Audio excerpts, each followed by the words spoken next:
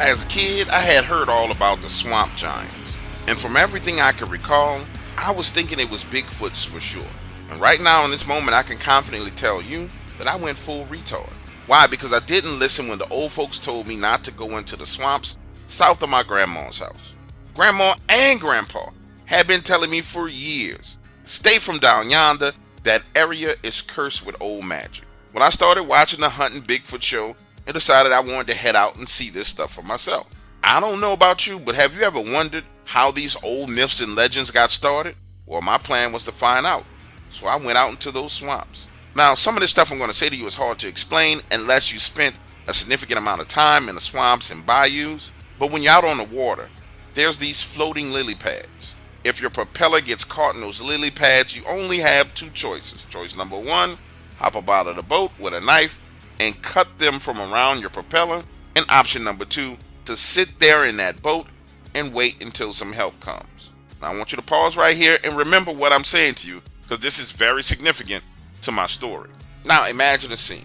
Me, my boat, the swamp.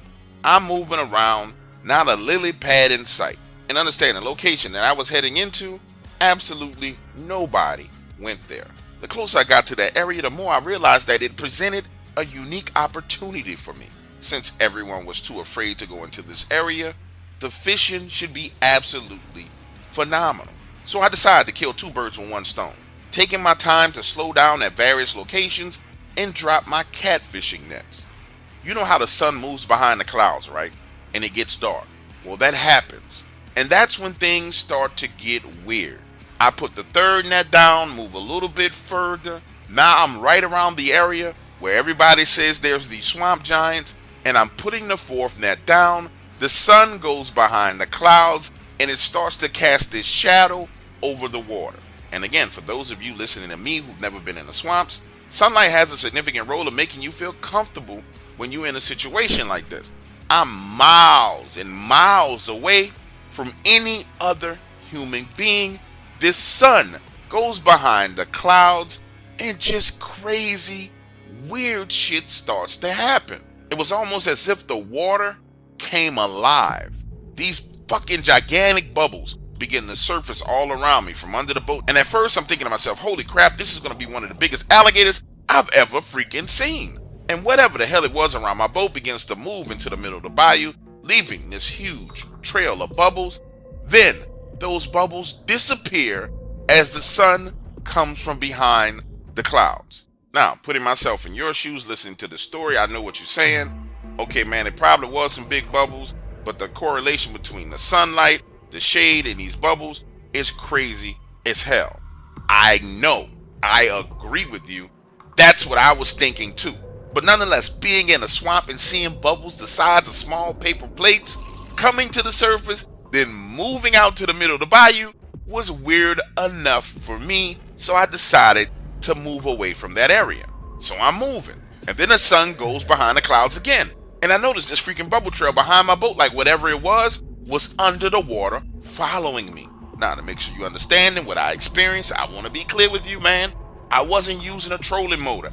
I don't have a trolling motor on my boat. I have a Yamaha engine, and I am using the big engine going 30 miles an hour. So now I'm sitting at the back of the boat by the engine, panicking because I've been in and out of the swamps my whole life and have never seen anything like this before. The sun breaks through those clouds again, and I swear to you, the bubbles are gone. Man, look, I'm freaking out for real. Why?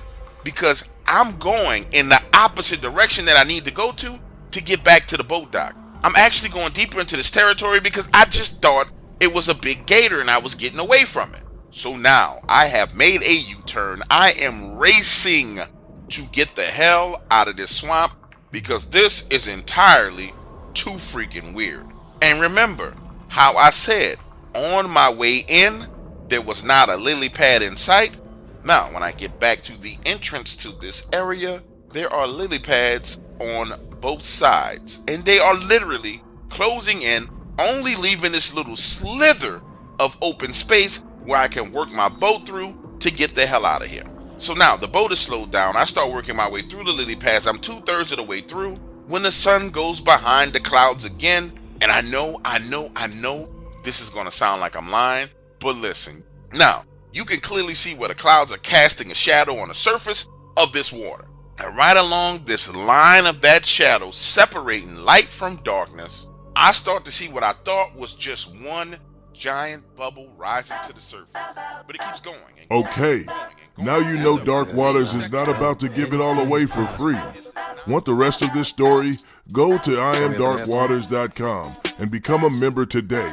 Only $4.99 per month gives you access to his library of true horror stories. Become a member today.